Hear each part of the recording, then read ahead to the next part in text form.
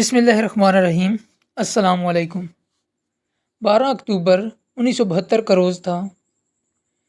Rugby کے کچھ کھلاڑیوں کو ہر صورت ایک اہم میچ کھیلنے کے لیے چلی جانا تھا۔ اس وقت ان کھلاڑیوں کو جلدی میں کوئی فلائٹ نہیں مل رہی تھی۔ جو فلائٹ چلی جا رہی تھی اس کا کرایہ بہت مہنگا تھا، اس لیے تمام کھلاڑیوں نے مل کر پیسے جمع کیے اور پرانا طیارہ کرایہ پر لے لیا۔ اس طیارے کا نام فیئر چائلڈ FH-227D تھا۔ اس دور میں اس جہاز پر مسافر بیٹھنے سے ڈرتے تھے۔ وجہ یہ تھی کہ یہ مشہور تھا کہ فیئر چائلڈ طیارے کا انجن کمزور ہوتا ہے اور اس کا وزن زیادہ ہوتا ہے۔ اس طیارے میں کل 45 مسافر تھے، جس میں کھلاڑیوں کے علاوہ ان کے خاندان کے کچھ افراد اور 5 افراد پر مبنی طیارے کا عملہ تھا۔ ان سب کو چلی کے دارالحکومت سنتیاگو پہنچنا تھا۔ سفر شروع ہوا، لیکن ارجنٹینا میں جہاز کو روکنا پڑا، کیونکہ ارجنٹینا کے جس راستے سے جہاز کو جانا تھا وہاں پہاڑوں میں خوفناک طوفان آ چکا تھا۔ پہاڑوں میں طوفان کی وجہ سے تباہی کا سماں تھا۔ کھلاڑیوں کو تو ہر صورت چلی پہنچنا ہی تھا، اس لیے ان کھلاڑیوں اور ان کی فیملی ممبران نے ایک دوسرے روٹ سے جانے کا فیصلہ کر لیا۔ 13 اکتوبر کو یہ سفر شروع ہوا۔ سفر شروع ہوتے ہی کچھ دیر بعد طیارہ فضا میں ہچکولے کھانے لگا۔ آسمان کی بلندیوں پر مسافروں کو جھٹکے لگ رہے تھے۔ سب نے سوچ لیا کہ کچھ خوفناک ہونے والا ہے۔ زندگی اور موت کی کشمکش شروع ہو چکی تھی۔ یہ جھٹکے اس لیے لگ رہے تھے کہ جہاز کے پائلٹ سے غلطی سرزد ہو گئی تھی۔ ہوا کچھ یوں کہ گھنے بادل تھے۔ پائلٹ نے سمجھا کہ وہ ایئرپورٹ پر بس پہنچنے کو ہی ہے، اس لیے اس نے ہوائی جہاز کو بلندی سے نیچے کر دیا، لیکن حقیقت یہ تھی کہ ایئرپورٹ ابھی بہت فاصلے پر تھا۔ پائلٹ کو جب احساس ہوا تو اس نے جہاز کو بلندی پر لے جانے کی دوبارہ کوشش کی۔ اس جدوجہد میں جہاز کا پچھلا حصہ برف پوش پہاڑوں سے ٹکرا گیا، جس سے جہاز کا پچھلا حصہ مکمل طور پر تباہ ہو گیا۔ یہ جہاز اب بھی زمین سے 13,800 فٹ کی بلندی پر تھا۔ اس کے بعد جہاز ایک اور چٹان سے ٹکرا کر یہ طیارہ کریش ہو گیا اور ایک برفیلے پہاڑ میں جا گرا، جہاں ہر طرف برف ہی برف تھی۔ خوش قسمتی یہ ہوئی کہ طیارہ جس پہاڑ پر گرا تھا وہاں برف ہی برف تھی، اسی وجہ سے طیارہ پھسلتے پھسلتے ایک جگہ پر رک گیا۔ طیارہ ایک بہت بڑے پہاڑ پر تباہ ہو چکا تھا۔ اس پہاڑ کی بلندی سمندر سے 13,000 فٹ تھی۔ ہر طرف چیخو پکار تھی۔ بہت سے مسافروں کو شدید چوٹیں آئیں۔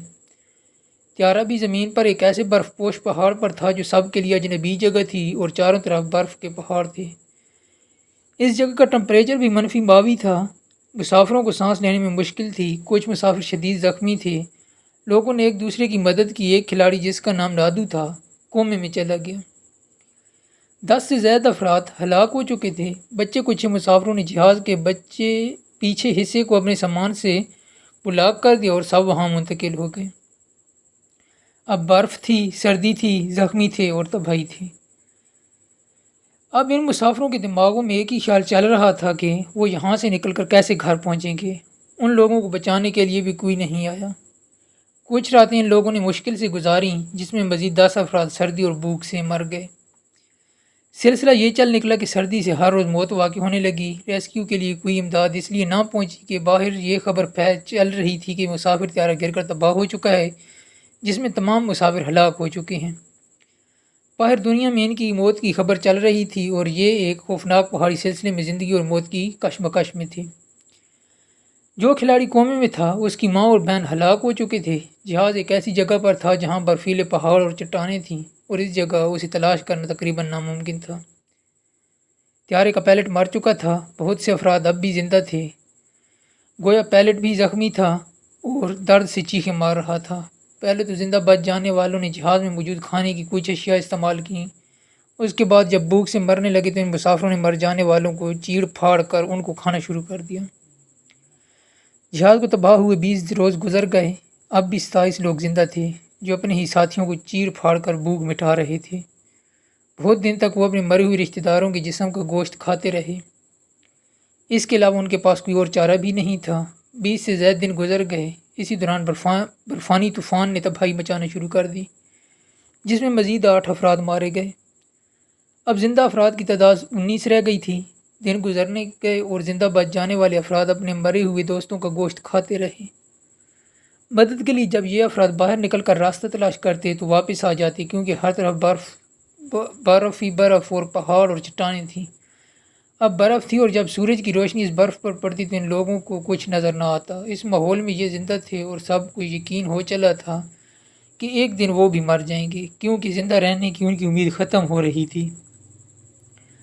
اب صرف 16 افراد زندہ تھے اور زندگی سے نا امید تھے، موت کا انتظار کر رہے تھے۔ اب سب نے مل کر فیصلہ کیا کہ یا تو یہاں پڑے پڑے ٹھنڈ اور دھوپ سے مر جائیں، یا پھر ان برفیلی چٹانوں کو شکست دیتے ہوئے کسی طرح چلی پہنچیں۔ چلی اب بھی ان پہاڑوں سے 70 میل دور تھا۔ ان میں سے 2 افراد کو یہ ٹاسک سونپا گیا کہ وہ کسی طرح چلی پہنچیں۔ یہ 2 افراد نکل پڑے۔ اس سفر میں کئی دن اور کئی راتیں گزر گئیں اور آخرکار کسی طرح یہ 2 افراد ایک ندی پر پہنچے جہاں کچھ افراد موجود تھے۔ ان لوگوں کو انہوں نے ساری کہانی سنائی اور اس طرح باقی بچ جانے والے افراد کو ریسکیو کر کے چلی پہنچایا گیا۔ کریش ہونے کے 72ویں دن تمام 16 افراد کو بچا لیا گیا۔ جب یہ افراد زندہ بچ گئے تو جشن منایا گیا اور کہا گیا کہ کیسے یہ لوگ 72 دن زندہ رہے۔ بچ جانے والوں نے یہ نہیں بتایا تھا کہ انہوں نے مر جانے والے اپنے ساتھیوں کا گوشت کھایا تھا اور اس طرح وہ زندہ رہے۔ بہت دن بعد وہاں پہاڑ سے 6 انسانوں کی ہڈیاں ملیں، جس سے معلوم ہوا کہ بچ جانے والوں نے اپنے ساتھیوں کے مردہ جسموں کا گوشت کھایا تھا۔ اب ان لوگوں کے 72 دن تک زندہ رہنے کا راز اخبارات اور ٹی وی میں آ چکا تھا۔ اس کے بعد بچ جانے والوں کو آدم خور کہہ کر ان سے نفرت کی گئی۔ پولیس نے بچ جانے والوں کو گرفتار کر کے جیل بند کیا کیونکہ انہوں نے مرے ہوئے ساتھیوں کا گوشت کھایا تھا۔ بچ جانے والوں نے کہا کہ زندہ رہنے کا یہی ایک طریقہ تھا، ورنہ وہ بھوک اور سردی سے بلک بلک کر مر جاتے۔ اس کے بعد انہیں رہا کر دیا گیا۔ رہا ہونے کے بعد لوگوں نے آدم خور کے خطاب سے نوازا۔ شکریہ۔